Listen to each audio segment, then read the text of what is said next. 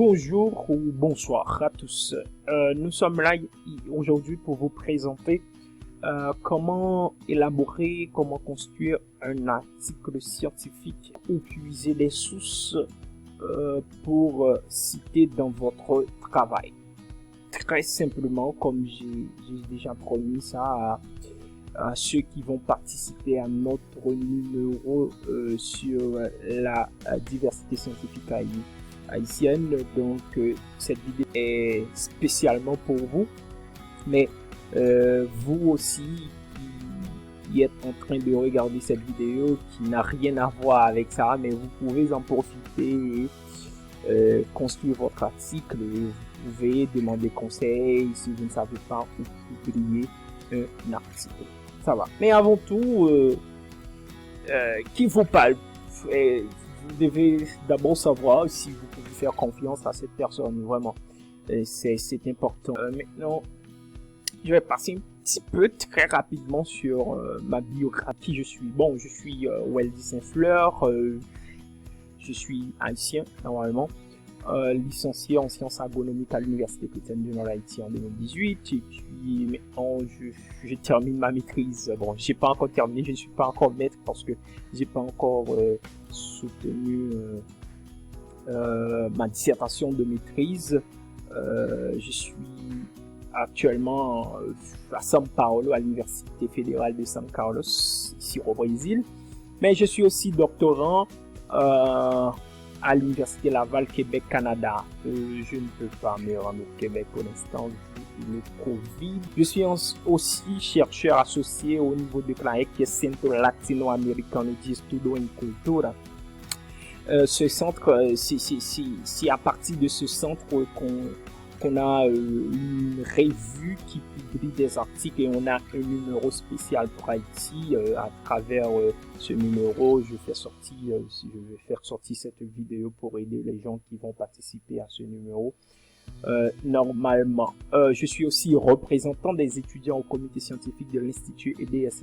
L'Institut EDS, c'est Institut Hydro-Québec en environnement et développement et société au niveau de Canada.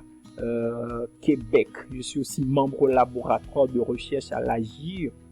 L'AGIR, c'est un laboratoire d'analyse géographique internationale et régionale qui se trouve aussi au Québec à l'Université Laval. Et je suis aussi membre du conseil administratif UBH, qui est une université haïtiano-brasileiro. Et aussi, je suis professeur de français aux langues secondaires à la bibliothèque de l'Université fédérale de São Carlos. Mais ça va, on arrête ici, on va maintenant entrer dans notre boulot. Si vous voulez savoir plus sur moi, vous pouvez seulement aller voir mon LAT sur internet, seulement écrire mon nom, écrire LAT à côté de mon nom. Plus sur moi, ça va. Maintenant, nous allons parler un petit peu d'un plan d'un article scientifique. Ça, je vais vous dire, ce que je suis en train de présenter là, c'est surtout lié à ce qu'on attend, ce qu'on espère de notre numéro sur Haïti qui va sortir en janvier 2021. Donc, ce n'est pas du tout une Bible ici. C'est un plan adapté à ce qu'on attend. Mais chaque revue a sa propre manière, a sa propre façon d'attendre un article. Mais je vous conseille ça. Je suis certain qu'un article, normalement, il y a ses points. D'abord, on a le titre, on a le nom des auteurs, on a résumé, introduction, méthodologie. Normalement, il y a certains articles après introduction, on a une revue de littérature très courte. Et ensuite, on a la méthodologie ou méthode de recherche, ça va, ou les résultats et discussions, conclusions, références et bibliographies. Ça, c'est le plan basique qu'on a. Et outils de recherche et d'articles scientifiques, ça c'est une partie à moi et je vais vous mettre quelques sites internet pour aller chercher, faire des recherches, des articles sur tel sujet que vous aimeriez savoir plus ou lire et pour vous aider dans vos travaux, d'accord? Maintenant, allons dans le titre. C'est quoi un titre d'un article? D'abord, cette partie, je ne voudrais pas en parler, mais c'est la première chose. Donc, quelqu'un qui va écrire un article doit normalement penser à un titre. Sans avoir un titre, c'est difficile de dire sur quoi je vais écrire, à propos de quoi, d'accord? Moi, bon, je mets la source ici, vous pouvez trouver cette partie-là sur Internet, sur le site de Subagro. Je le prie parce que je ne voudrais pas vraiment parler, mais je trouvais, je pense que c'est nécessaire, je vais partager ça. Mais ici, c'est disponible sur Internet, d'accord? Le titre est un élément essentiel. Oui, c'est essentiel, tout le monde le sait. Mais votre titre doit refléter votre article. Donc, sans un titre solide, sans un titre bien décrit, bien structuré, bon, le lecteur ne va pas se sentir à sa peau pour lire votre article, d'accord? Donc, dans votre titre, vous devez avoir des informations principales, vous devez aussi décrire dans votre titre quelque chose pour inciter l'auteur. Il faut aussi mettre en valeur la nouveauté du résultat à travers votre titre. Ce n'est pas comme si vous allez faire un résumé, mais en des mots, voilà. Il doit aussi susciter l'intérêt du lecteur. Moi, selon le titre, je vais voir, je vais dire, ce titre n'est pas intéressant, je ne vais pas lire. Peut-être à l'intérieur de votre contenu, il y a quelque chose d'intéressant, mais votre titre n'a pas de charme, vous comprenez? Premièrement, votre titre ne doit pas être trop long. Normalement, on dit votre titre doit avoir 60 syllabes. Vous savez ce qui est syllabes. Au plus, bon, je dirais au plus 60 syllabes, et puis il faut essayer d'être plus clair et précis dans votre titre. Bon, ça, ce sont des conseils généraux. Bon, on va maintenant passer à certains exemples qui se trouvent sur le même site. Bon, par exemple, on a ici le mercure est suivi des espèces amazoniennes de poissons. Ce que vous pensez de ces titres? C'est un titre d'un article. Mais selon l'auteur, c'est trop vague. Pour lui, ce titre est trop vague, il manque de précision, il n'est pas très révélateur de la nature de l'étude. Donc, mercure est suivi des espèces amazoniennes de poissons. Dans ce titre, vraiment, c'est un peu vague. Ça n'apporte pas des informations précises, ça n'apporte pas de structure, ça n'apporte rien. Bon, je ne sais pas de quoi il veut parler. Donc, oui, je suis d'accord. Le mercure est un important contaminant des espèces amazoniennes de poissons. Encore moi, je trouve ça un peu très nébuleux. Ce titre, je l'aime pas. Ce titre recherche trop le sensationnel selon l'auteur. Bon, pour moi, c'est beaucoup nébuleux ce titre. Contamination au mercure des espèces amazoniennes de poissons. Pour lui, ce titre sera privilégié car il véhicule le message de l'étude sans être trop développé. Contamination au mercure des espèces amazoniennes de poissons. Donc, contamination, il va parler de les poissons qui sont contaminés, les poissons des espèces de poissons amazoniennes qui sont contaminés au mercure. Donc, ça apporte quelque chose en disant, bon, moi, si je vais travailler avec les poissons en Amazonie, bon, j'ai un travail ici qui peut m'aider à trouver des informations, mais à travers le titre, j'ai pu détecter vraiment qu'il y a les informations que j'aurais besoin, vous comprenez?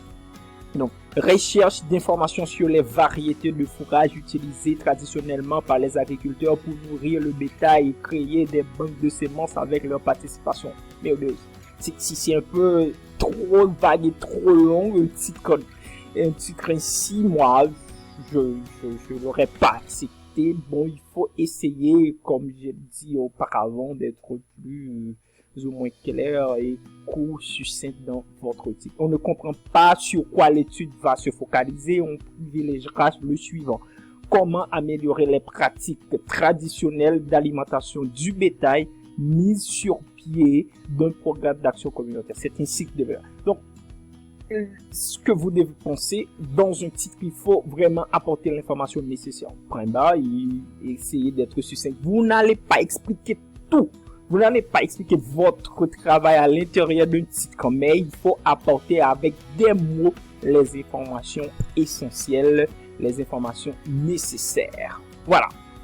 Maintenant, passons à hauteur. Normalement, pour toutes les revues, on demande d'abord le titre, comme je vous ai présenté avant. On demande d'abord le titre, le nom de l'auteur et ensuite les autres choses vont venir. Et ici, le nom de l'auteur, le plus souvent, on demande prénom, nom, formation, institution liée, courriel, etc. Bon, par exemple, là, on vous met Weldy Saint-Fleur, mais le plus souvent, c'est un numéro qu'on met pour, si vous avez plusieurs auteurs, donc il faut mettre tous les auteurs sur la même ligne. Ici, par exemple, Weldy Saint-Fleur, Welson Saint-Fleur, Belson Saint-Fleur. Là, on met un numéro parce que en bas, on va mettre ces informations liées à la personne, au nom de la personne au-dessus. Par exemple, formation, institution, lieu, prénom et nom. Ici, Weldy Saint-Fleur. Là, il faut mettre le numéro, le petit numéro 1 que vous avez mis. Ce serait mieux de mettre ça en forme d'exposant, d'accord? Ici, on le met aussi en forme d'exposant. Maintenant, les informations de ma formation, une institution liée, et puis mon email, d'accord? Ça, c'est tout à fait.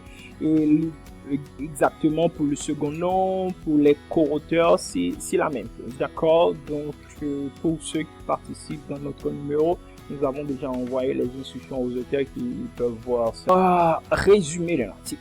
Normalement, le résumé, ça se fait en dernier. Si, après avoir terminé votre travail, vous allez penser sur le résumé. Donc, je devrais expliquer ça en dernier, mais fait qu'après l'auteur, il faut faire venir le résumé. Là, je vais vous présenter ça. Mais non, mais normalement, personnellement, on nous conseille toujours d'écrire notre résumé en dernier. Mais qu'est-ce que vous devez avoir dans le résumé de votre article? Dépendamment de la revue, le résumé ne doit pas dépasser 300 mots. 300 mots, il faut dire tout ce que vous avez à dire dans votre résumé. Par exemple, le résumé de notre revue qui est Relaculte et sur les articles qui vont arriver d'ici le 1er décembre, on demande 250 mots au plus, donc il faut pas passer 250 mots. Bon, ce qu'on espère, ce qu'on attend à l'intérieur de votre résumé, d'abord, on espère que vous faites sortir les objectifs, les résultats majeurs obtenus et la méthodologie. S'il est possible, vous pouvez aussi, je sais pas, faire sortir la problématique dans une ligne, je sais pas, dans une phrase, faire sortir la problématique et la question de recherche centrale pour laquelle vous avez pensé, sur laquelle vous avez travaillé et cet article. Donc, c'est simple, ce n'est pas vraiment compliqué, mais c'est un peu compliqué, je sais pas. Bon, j'espère que vous allez comprendre ce que je suis en train d'expliquer. Donc, après le résumé, il faut des mots-clés, ça c'est sûr. Les mots-clés, sont listés normalement par ordre alphabétique et puis se sont séparés par de points-virgules. Je vais vous donner des exemples là pour voir comment on construit un résumé, ça va. De préférence, les mots-clés doivent être différents de ceux du titre, sinon ils n'apportent aucune information complémentaire. C'est quoi un mot-clé à l'intérieur d'un article? C'est sur quoi des choses que vous parlez à l'intérieur de votre article. Je vais dire, des choses que vous avez relatées comme informations en plus.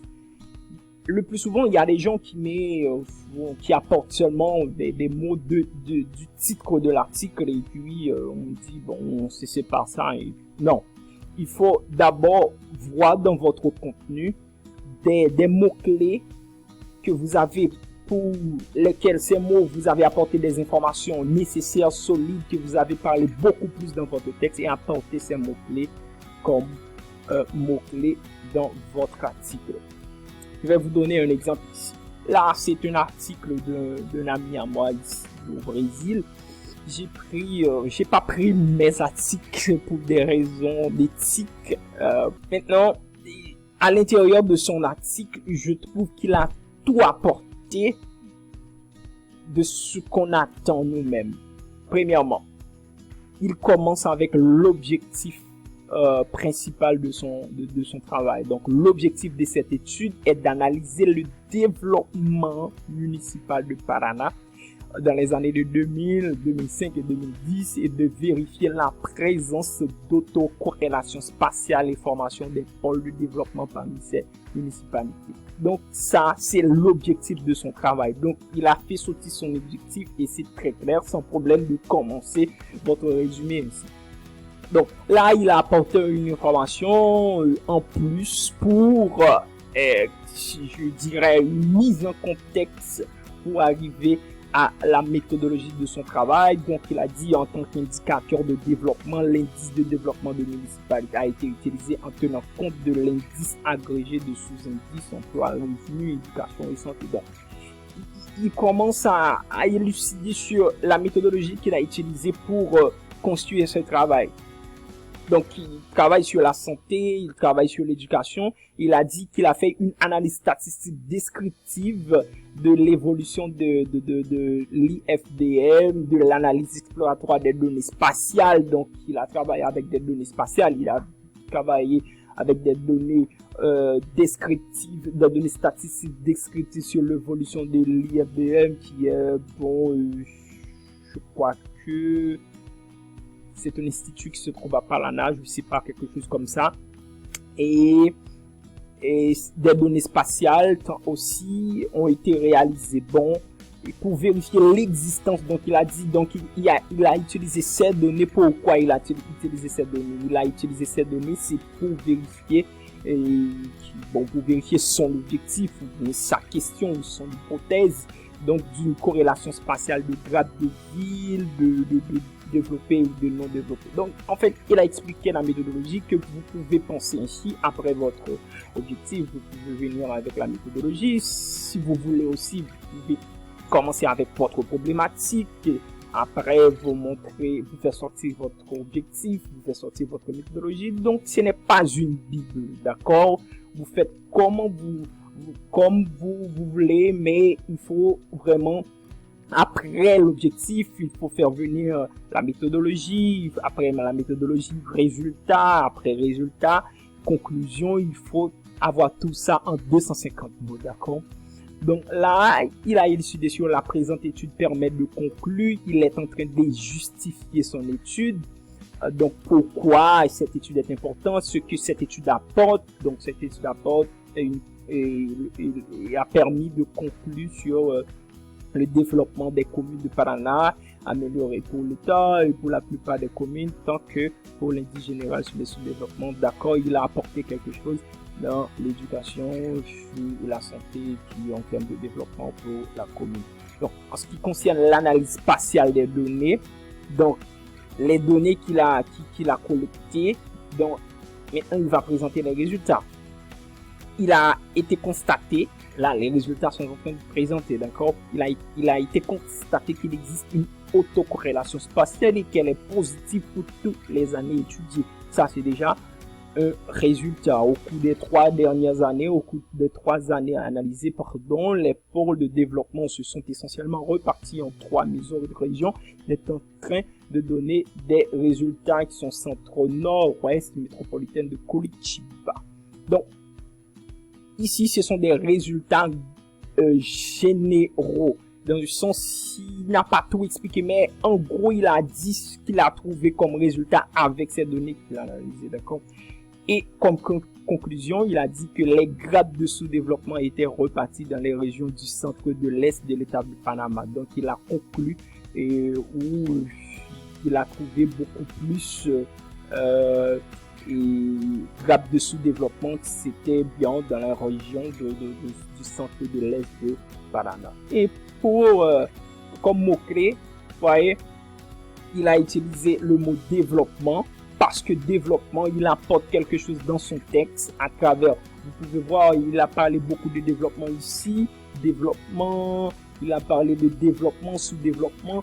Donc là, dans son contenu, il va vraiment élucider, il va vraiment expliquer, il va vraiment apporter quelque chose de nouveau. Analyse spatiale, donc il va apporter des connaissances sur l'analyse spatiale et puis la région qui est Panama et FDM. Ce sont ces choses, ce sont ces concepts sur il va développer beaucoup ces concepts. Alors il a mis ces concepts comme mots-clés. Parfait. Donc ça c'est bon, c'est clair pour vous. Mais sans problème, si vous avez des questions, on peut envoyer un email. Il y a mon email ici. On se verra. Et aussi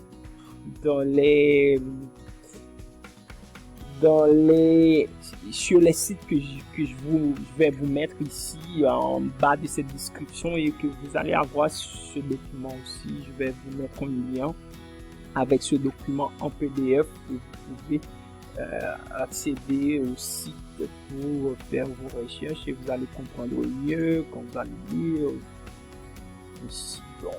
Donc l'introduction de votre article. L'introduction, avant, je pensais que c'était la chose la plus difficile, mais pour autant, c'est la chose la plus simple, la plus facile dans un article. Votre introduction n'a pas besoin d'être trop longue, non.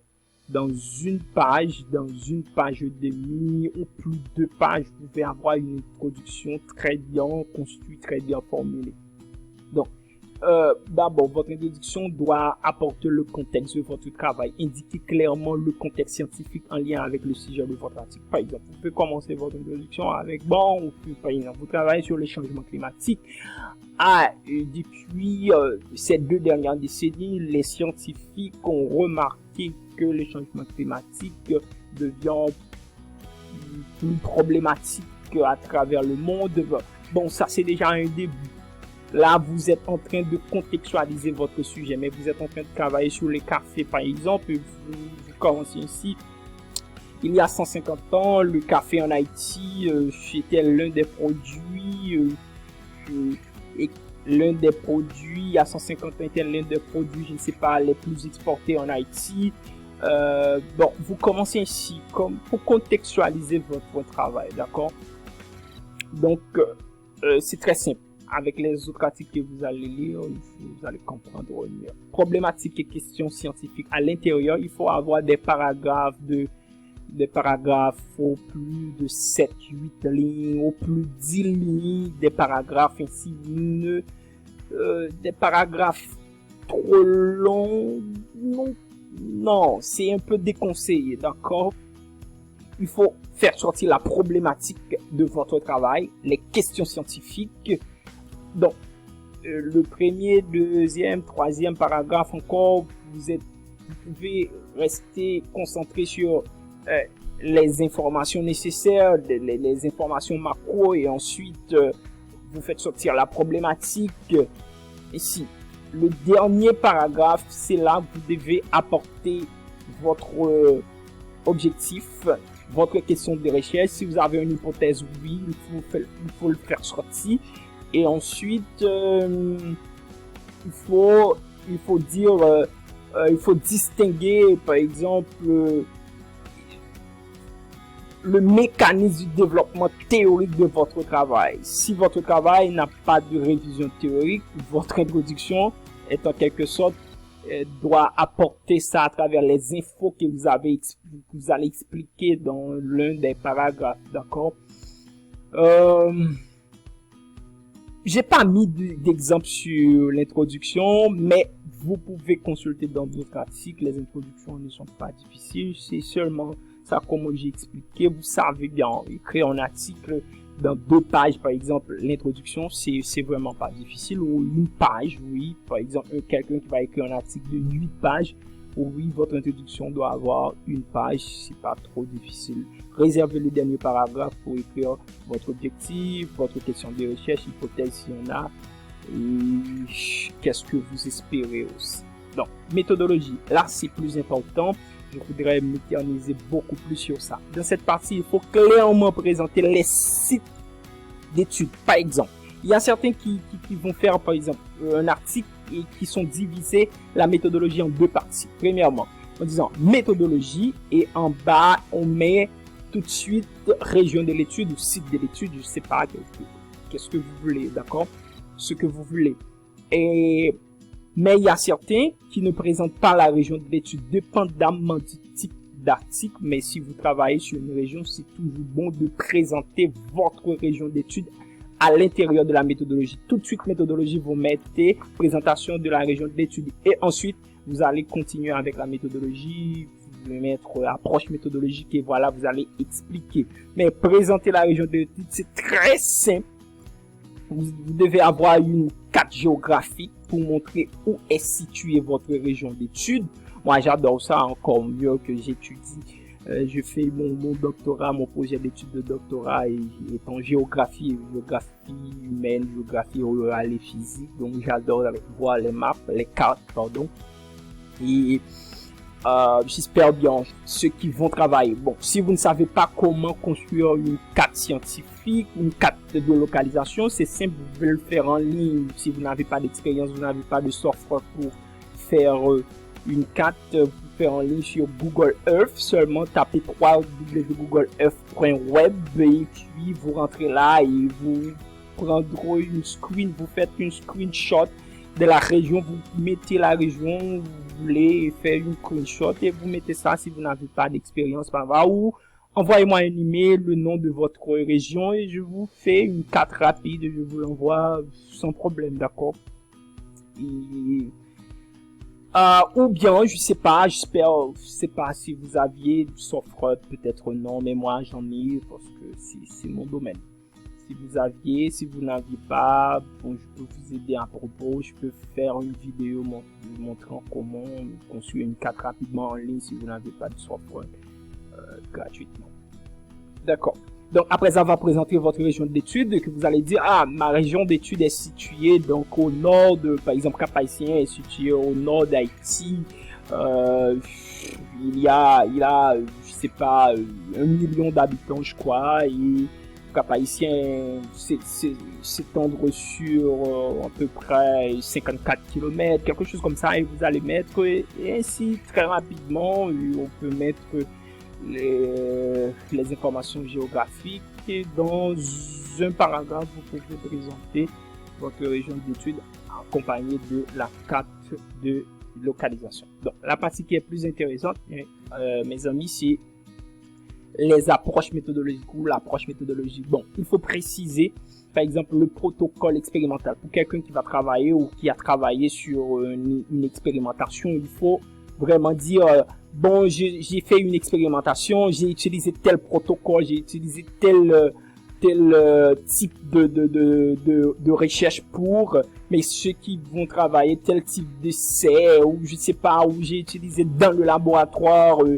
il faut dire tout. Ce sont les démarches, bon, j'ai commencé ainsi pour terminer ainsi. Donc la méthodologie, là, il faut tout s'expliquer. Il ne devrait pas y avoir de doute pour le lecteur, bon, pour dire comment il a fait pour trouver ça. Non, l'objectif même de la méthodologie, c'est là que je vais expliquer tout. Là, j'ai un exemple parce que c'est vraiment nécessaire. Par exemple, comment obtenir ces grandeurs de données si vous avez travaillé au laboratoire avec des données. Il faut aussi présenter clairement les étapes de recherche suivies, des liens logiques entre ces étapes. Donc, il faut faire des liens. Il faut commencer vraiment au début, terminer à la fin. Donc, comme on dit, c'est un peu pléonasme, mes amis, mais ça va. Bon, et l'étude utilise une approche méthode. Là, c'est un exemple, pardon. Je suis déjà arrivé à faire un exemple. Je vais expliquer, je vais vous montrer les informations nécessaires qu'il faut avoir dans votre méthodologie. Donc, par exemple, il a travaillé sur quoi? On va savoir. Comment il est arrivé là? On va savoir, d'accord? L'étude utilise une approche méthodologique mixte. Déjà, il entre dans les informations nécessaires. Quelle approche méthodologique? J'ai utilisé une approche méthodologique mixte. Très bien. Utilisant à la fois des données quantitatives et qualitatives. Pardon. Les principales données quantitatives utilisées dans cette étude proviennent des enquêtes sur les ménages représentatifs, dans les ménages représentatifs au niveau national, l'enquête sur les moyens de subsistance agricole en milieu rural. Ok, menée par le Centre statistique, ok, en collaboration avec le ministère de l'eau, ce sont des informations globales. Il est en train de dire, bon, où est-ce que j'ai passé pour trouver ces informations? Mais vous, par exemple, vous aviez fait des enquêtes au niveau avec des agriculteurs, il faut tout mettre, il faut dire ces enquêtes ont été faites avec des agriculteurs de telle région, en telle date, telle année, bon, c'est important, d'accord? Et après, il enchaîne pour dire que l'enquête a été menée en 2015 et voici le nombre de ménages qui ont été interrogés. Il a porté sur un échantillon pondéré en fonction de la population. Il a dit pourquoi ce nombre et il pense que ce nombre est valide parce que ça a été porté sur l'échantillon pondéré de sa population et ça a reflété les statistiques nord et nationales d'environ 1,5 million de petits exploitants dans la région où il a étudié, d'accord. En 2015, sur les 1,5 million de petits exploitants, 35% possédant de chefs. Donc, il est en train de donner des informations sur ces enquêtés.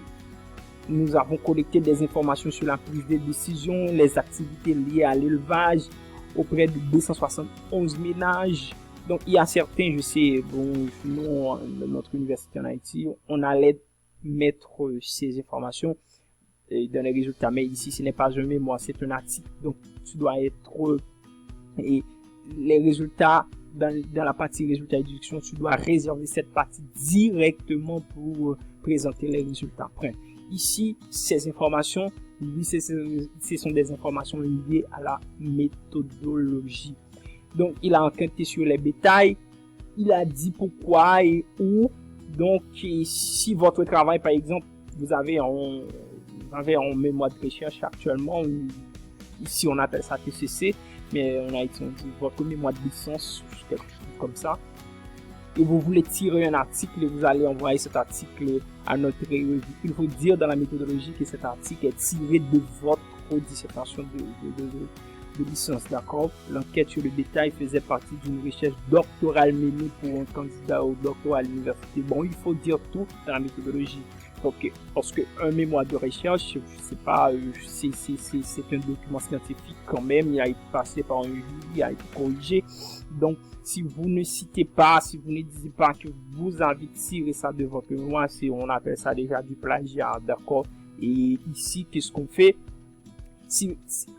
Bon, plus tard on parlera de tout ça, d'accord? Exemple d'une méthodologie encore, pour continuer, il n'a pas terminé. Il a dit tout ce qu'il a fait avec les agriculteurs, il a interagi, il a même dit sur quelles sont les questions principales.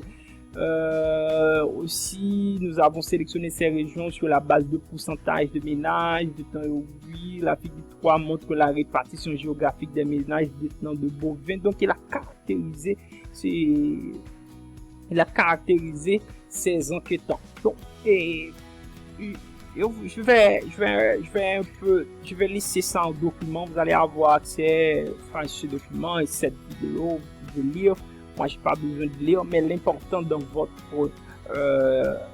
méthodologie, il faut tout dire.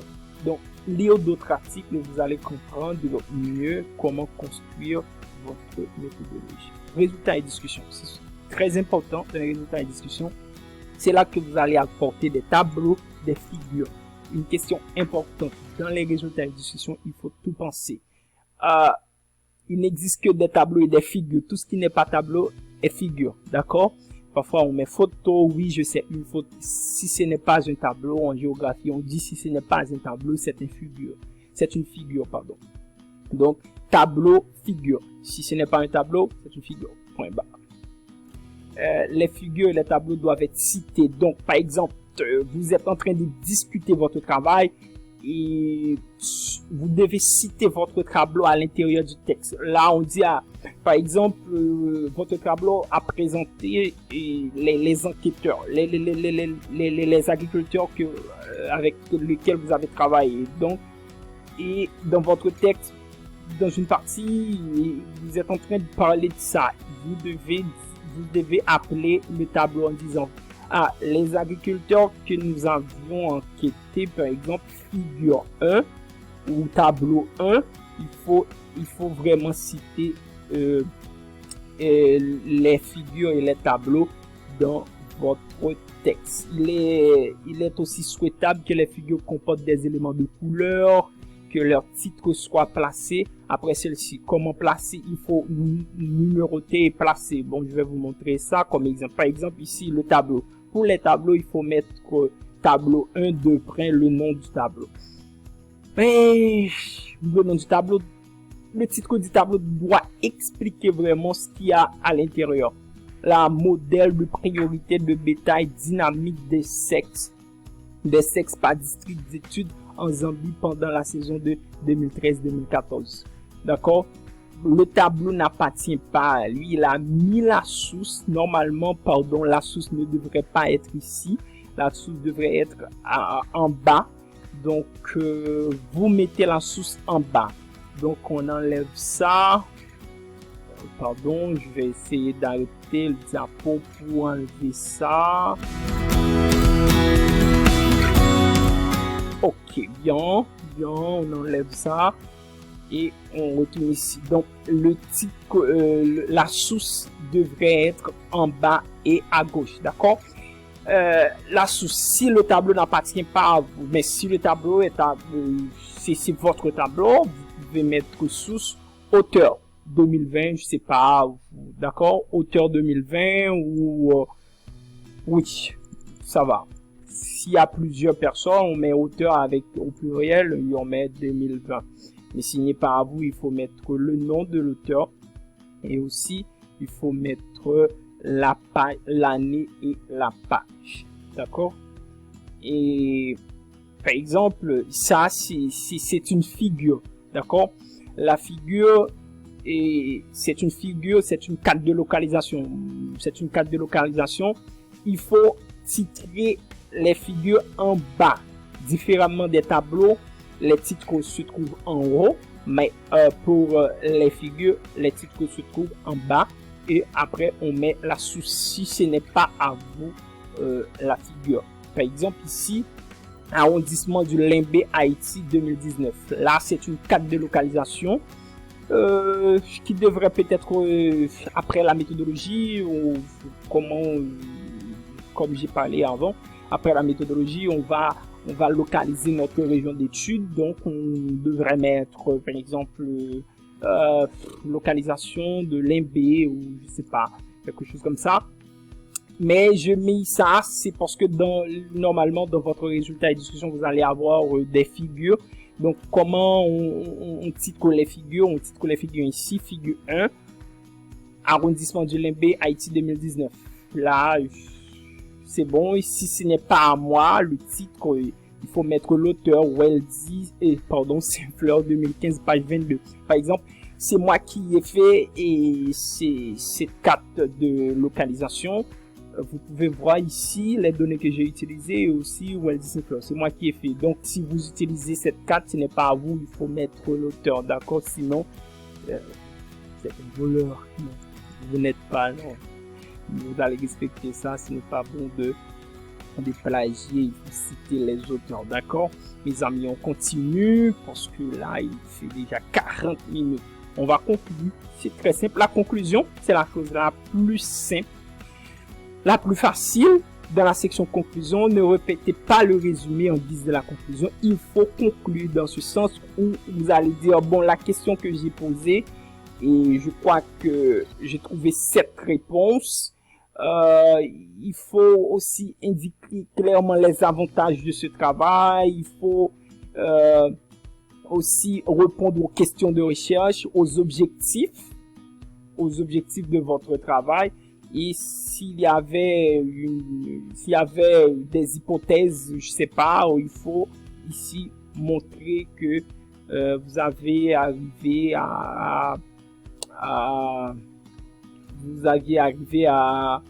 tester cette hypothèse. Elles doivent être brèves et peuvent présenter des recommandations ou des suggestions pour les travaux futurs. Par exemple, si votre travail a été basé sur quelque chose comme par exemple les outils de travail manuel en Haïti, mais vous souhaitez que quelqu'un d'autre continue le travail et vous allez laisser quelque chose pour dire, moi j'ai travaillé sur ça, j'espère que quelqu'un puisse avancer l'étude et travailler sur ça. Donc vous faites une proposition, pardon. Donc c'est dans un paragraphe de 7 lignes, ça va, on a déjà une conclusion.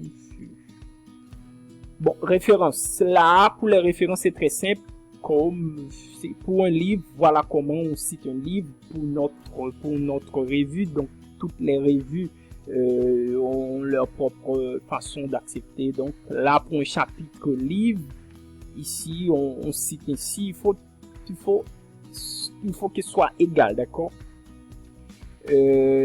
Pour une dissertation ou une thèse, ainsi, ou un article périodique numérique. Par exemple, quand on parle d'articles périodiques numériques, ce sont des articles qui sont disponibles sur Internet. Il y a des articles qui ne sont pas disponibles, il y a des articles qui sont numériques, il y a des articles qui ne sont pas numériques. Donc, les articles périodiques physiques, on les cite ainsi. Il y a ceux qui sont numériques, on les cite ainsi. Il n'y a pas vraiment de grande différenciation, mais oui, il faut, par exemple, La Culte, c'est une revue de périodique numérique. Donc, tous nos articles sont disponibles en ligne, d'accord? Il faut les citer ainsi. Bref, résumé, si c'est un résumé, il faut citer ainsi. Si c'est un travail dans les annales de congrès, oui. Bon, maintenant, la partie que vous pouvez utiliser vous-même. Si vous voulez, je sais pas, utiliser ces outils, oui, c'est important. Vous voulez chercher des articles sur votre sujet, votre thème, c'est ici. Tous ces liens ici sont fonctionnels. Vous pouvez les utiliser pour chercher des articles qui sont gratuits en français. Seulement ça qui est aussi bon, un peu, je crois que les articles sont presque tous en anglais. Mais vous pouvez traduire et profites-en. Bon, maintenant qu'est-ce que je vais faire? Je vais mettre ça en PDF et je vais vous mettre le lien en bas de la description de cette vidéo et vous pouvez utiliser pour télécharger ce document et vous pouvez l'avoir. Puis voilà, si vous aviez besoin beaucoup plus de choses, sans problème, vous pouvez laisser un commentaire. Ah, j'espère que vous parliez plus sur telle chose, ça va, je vais le faire, mais sans demande. Avec le temps, ce sera pas facile de faire tout. D'accord? Merci. Je vous laisse mes emails. Écrivez-moi si vous en avez besoin. Je suis là, je suis prêt à vous répondre et à vous aider si vous en avez besoin. D'accord? Ciao, à la prochaine. On se revoit très vite. Et à ceux qui vont envoyer les articles, déjà merci. On vous attend. Si vous aviez besoin beaucoup plus, je suis là. On peut même planifier un Google Meet pour répondre à vos questions si vous en avez. D'accord? Alors, on se verra très bientôt. À plus. Ciao, bye bye.